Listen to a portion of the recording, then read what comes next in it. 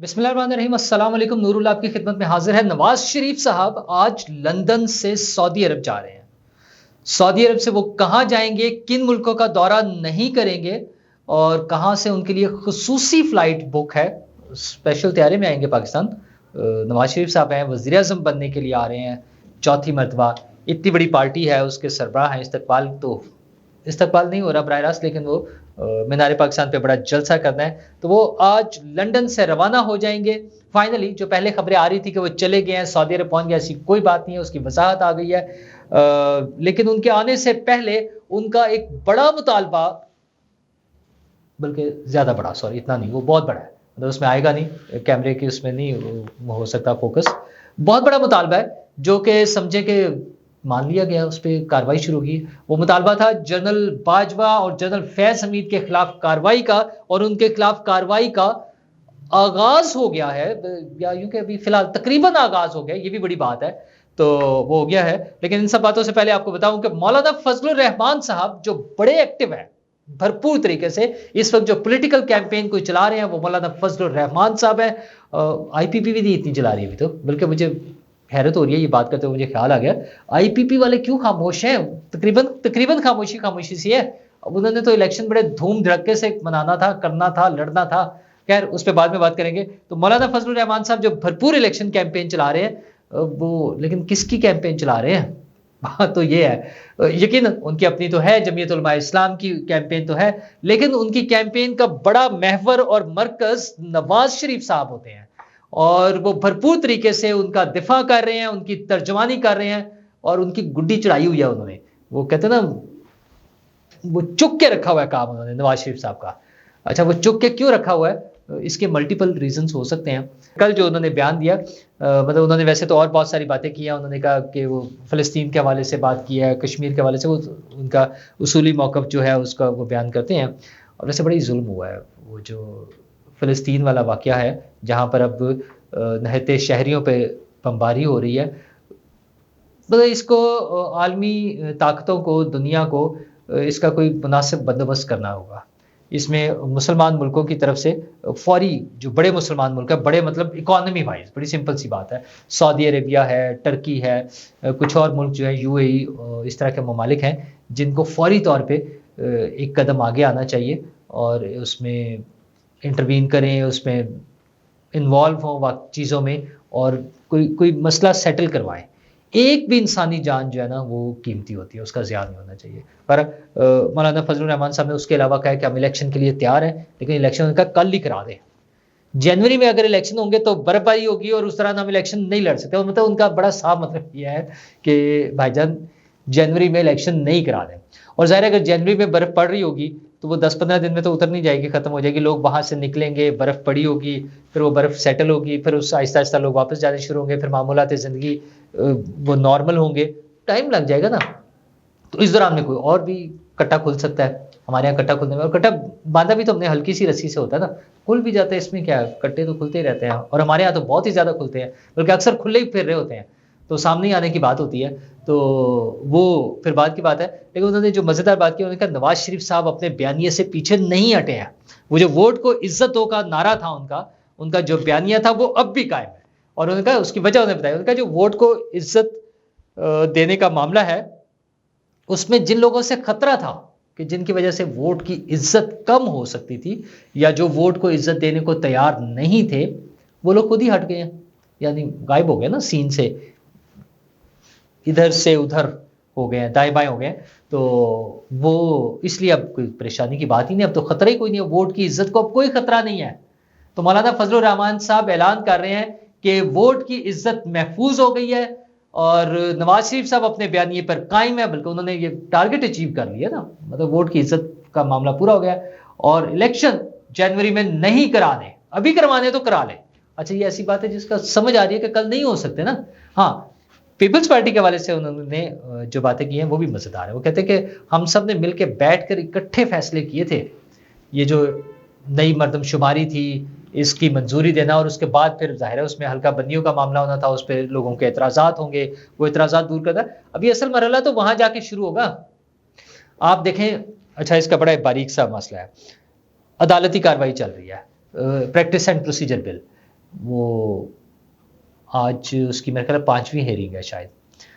मसला ये है कि वो सेटल नहीं हो रहा मामला। फुल कोर्ट बैठी हुई है, तमाम जजेस, चीफ जस्टिस का माइंड क्लियर है, वो उसमें बार बार बयानात भी देते हैं, उस हवाले से जब उनके रिमार्क्स आते हैं पता है कि क्या होना है। और बड़ी सीधी सी बात है, पार्लियामेंट की बालादस्ती को कैसे वो किया जा सकता है, पीछे हटाया जा सकता है या उसको इग्नोर किया जा सकता है। तो सिंपल सा केस है। लेकिन 5वीं हेयरिंग आज शुरू हो गई है और अभी तक फैसला नहीं हुआ। 4 हेयरिंग्स में फैसला निकल, बल्कि वो नाराज थे, उन्होंने कहा क्या सिस्टम है हमारा कि हम 4 हेयरिंग कर लिए और हम फैसला नहीं कर पा रहे हैं एक सादा से मसले का। तो इसी तरह जब कानूनी मामलात आते हैं तो उसमें पेचीदगियां आती हैं, उसमें टाइम बढ़ जाता है। तो अब ये जो हल्का बंदियां और जो सारी चीजें उन्होंने की हैं, डिलिमिटेशन, अगर उसमें हलकों की तादाद नहीं बढ़ाई है लेकिन इलाके तो ऐड थोड़ा बहुत हो गया ना, आबादियां बढ़ गई हैं, तो कुछ चीजें जो भी हुई हैं उन पे कोई भी एतराज आ सकता है।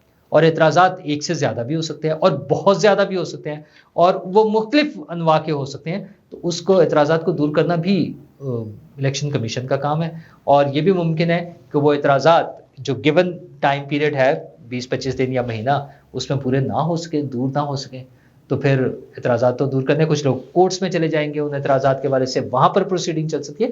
तो ये काम अभी थोड़ा सा लंबा हो सकता है। अच्छा, वज़ीर आज़म साहब से चूँकि 2 दिन कबल लास्ट इतवार के रोज़ मुलाकात हुई, तो हाँ, इतवार के रोज़ ही भी, परसों तो मुलाकात हुई, तो उसमें वो जो बैठक के लिए हमने उनका एक इंटरव्यू किया, बैठक में वो हमारे साथ शामिल थे।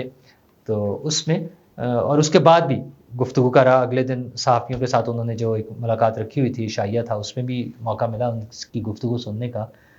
तो वो कह रहे थे 3 महीने के लिए हम आए हैं। तो मुझे बड़ा अजीब सा लगता है, कन्फ्यूजन नहीं है थोड़ी सी कि वज़ीर आज़म, निगरान वज़ीर आज़म साहब अनवारुल हक काकड़ साहब कह देते हैं 3 महीने के लिए हम आए हैं। ओ हजूर वाला, वो जो हमारे गुज़श्ता साबिक वज़ीर ख़जाना जो थे नवाज शरीफ साहब के समधी, मतलब आप समझे फैमिली मेंबर, असल में तो वो नून लीग ही समझ लें, वो खुद कह रहे हैं कि हमने 6 से 7 महीने के लिए निगरान हुकूमत का सेटअप बनाया। तो जनाब 6-7 महीने तो वो अपने मुंह से मान रहे हैं खुद से, तो हो सकता है फिर कुछ कानूनी रुकावटें और कुछ चीज़ें आके ये और आगे चला जाए। तो इलेक्शन मेरी समझ के मुताबिक अभी नहीं हो रहे, हो जाए तो बड़ी अच्छी बात है। और मैंने आपसे पहले भी कहा था कि पॉलिटिकल पार्टीज इस पर ऑन बोर्ड हैं, मेरे जो एनालिसिस है उसके मुताबिक। अच्छा, और मुझे ये लगता है कि इलेक्शन होने की सिर्फ एक सूरत होगी कि आर्मी चीफ डंडा लेकर खड़े हों कि चलो भाई इलेक्शन होने हैं, चलो सारे चल के इलेक्शन लड़ो, अदरवाइज इलेक्शन कोई नहीं होने। और उन्हें क्या जरूरत है ये कहने की, ठीक है ना, वो और इतने सारे कामों में डंडा ही लेकर वो और जो कामों में लगे हुए हैं, SIFC के जरिए डॉलर की स्मगलिंग रुक रही है, करेंसी एक्सचेंज वालों को बुला के समझाया जा रहा है, मोहसिन नकवी साहब बताते हैं कि ड्रोन्स के जरिए स्प्रे हो रहे हैं, फसलों की पैदावार अच्छी हो रही है, ये सारे काम करने में मसरूफ हैं वो। इलेक्शन बस ठीक है, जब पॉलिटिकल पार्टीज ही नहीं राजी तो फिर काहे शोर किस बात का, मियाँ बीवी राजी तो क्या करेगा काजी। ये इसमें मैं काजी फायजीसा साहब की भी बात नहीं कर रहा, क्योंकि उनके पास अभी ये केस गया नहीं है, जब जाएगा तो फिर हम देखेंगे। पीपल्स पार्टी अपना शोर मचा रही है, PTI कहती है, और वज़ीर आज़म साहब ने भी यही कहा कि PTI को इजाज़त होगी इलेक्शन लड़ने की, लेकिन वो हाँ क्या कहते हैं, खुशी से नहीं, खुशी वाला मामला नहीं है, इसलिए सॉरी, मैं ये शेर कैंसल, हम किसी दिन फिर कोई और शेर सुनाएंगे। मसला ये कि लगता नहीं है कि वो PTI बतौर एक फुल प्लेज पार्टी के उसमें पार्टिसिपेट कर रही हो, मेन लीडरशिप ही नहीं होगी तो फिर क्या होगा। बहरहाल जनाब, मसला ये है कि नवाज शरीफ साहब वापसी के रखते सफ़र बांध लिया है उन्होंने, पाकिस्तान वापसी के लिए सामान्य सफ़र बांध लिया। तो वो आज लंदन से रवाना होंगे सऊदी अरेबिया के लिए। पहले खबरें आ रही थी कि शायद वो सऊदी अरब पहुंच गए हैं। तो इरफान सिद्दीकी साहब उनके बड़े ख़ास आदमी हैं, उनके बड़े करीबी वो है, दोस्त हैं। तो उन्होंने बताया कि अभी कहीं नहीं गए, वो आज जाएंगे, यानी 11 तारीख को आज वो लंदन से रवाना होंगे, सऊदी अरब जाएंगे। वहाँ उनका क़याम थोड़ा सा लंबा है, वहाँ से वो जाएंगे 19 तारीख को दुबई, और दुबई में थोड़े मुख्तसर से क़याम के बाद 21 तारीख को वो ख़ुसूसी तैयारे के ज़रिए वो पाकिस्तान आएंगे। अब खबरें ये आ रही है कि उनके लिए स्पेशल जहाज़ बुक करा लिया गया है। ज़ाहिर है प्रोटोकॉल की बात है ना, टू बी प्राइम मिनिस्टर। अभी तक नून लीग की तरफ से ये कहा जा रहा है कि वो हमारे उम्मीदवार होंगे वजारत उस्मा के। अच्छा, और उन्हें लग ये रहा है कि उनके मुकाबले में अब कोई नहीं है, क्योंकि पीटीआई फारिग हो गई हुई है, इमरान खान साहब जेल में है और उन्होंने लंबा अरसा जेल में रहना है। उनके साथी मतलब वाइस चेयरमैन पार्टी के शाह महमूद कुरैशी, पार्टी के प्रेसिडेंट परवेज इलाही, वो सारे अंदर हैं इस तरह के लोग। बाकी भागे हुए हैं, असद उमर साहब छोड़ गए हैं, किसी ने अपनी सियासत से दस्तबरदारी का ऐलान कर दिया, किसी ने पीटीआई को छोड़ दिया है, नहीं थे जो गायब थे वो कोई आके वो कर रहे हैं, बयानात दे रहे हैं, इंटरव्यूज दे रहे हैं टीवी चैनलों पे बैठ के कि इमरान खान बड़ा गलत आदमी है, उसने ये सारी जो है ना, ये उसके जहन साजी का नतीजा, उसने लोगों का माइंड मेकअप किया है, लोगों का जहन साजी किया है इस दहशतगर्दी के लिए, इस शर पसंदी के लिए, 9 मई वाले वाक़े के लिए, और वो जिम्मेदार है। और अब तो ये आ रहा है कि उनकी फैमिली भी जिम्मेदार थी, बुशरा बीबी भी इन्वॉल्व थी। पहले 5 मई की तारीख आ रही थी, फिर 7 तारीख को डिसाइड हुआ, 7 मई को, और 9 मई वाले वाक़े की सारी पहले से प्लानिंग थी, और इमरान खान साहब और बुशरा बीबी और बाकी सब लोगों ने मिलकर प्लानिंग की। तो इमरान खान साहब तो होंगे नहीं इलेक्शन में, अरे इतनी सारी सजाएं हो चुकी होंगी, नाअहली सजाएं सारा कुछ, तो वो जेल में होंगे मुमकिन तौर पर, पार्टी की बाकी लीडरशिप भी नहीं। तो पीटीआई तो फारेगा। अच्छा, पीपल्स पार्टी वैसे ही सिंध में तो उनके पास अच्छा वो है पोटेंशियल, अपना मैंडेट या अपनी पॉपुलैरिटी, नून लीग के ख्याल है या बहुत से लोगों का ख्याल है कि पीपल्स पार्टी के पास पंजाब में वो पॉपुलैरिटी नहीं है जो इलेक्शन जीतने के लिए ज़रूरी है।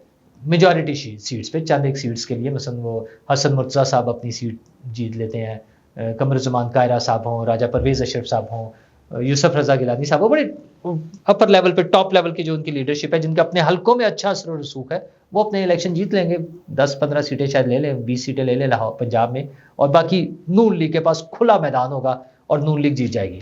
तो नवाज शरीफ साहब जो टू बी प्राइम मिनिस्टर हैं अभी तक के ऐलान के मुताबिक, अच्छा मैं फिर अगेन मेरा एनालिसिस पर्सनल ये है कि नवाज शरीफ साहब शायद वजारत उस्मा के उम्मीदवार ना हो अगर इलेक्शन हुए और इलेक्शन होने के बाद नून लीग जीत चुकी हुई, उनके पास मेजॉरिटी हुई, तो फिर जब वजारत उस्मा के कैंडिडेट की बारी आएगी तो शायद नवाज शरीफ साहब वजारत उस्मा के उम्मीदवार ना हो।